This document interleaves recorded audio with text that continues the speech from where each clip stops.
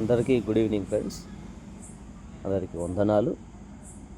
ఈరోజు సాయంత్రము 5-6 ప్రాంతం నుండి ఇప్పుడు దాదాపుగా 8 అవుతుంది. ఇంతవరకు కరెంట్ లేదు. అప్పటి నుండి మేము చిన్న మంట వేసుకొని అలాగా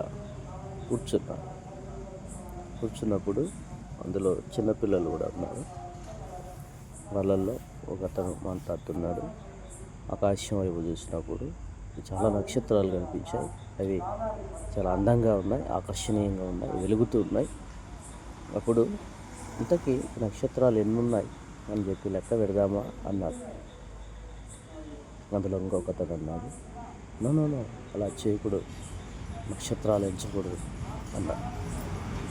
సరే, పిల్లలు ఇంతకీ మనం నక్షత్రాలు ఎంచొచ్చా ఎంచకూడదా? ఎంచితే ఏమవుతుంది? బైబిల్ ఆధారంగా నక్షత్రాలను ఎంచవచ్చు, లేదంటే ఎంచకూడదు. మీ సమాధానం ఏమై?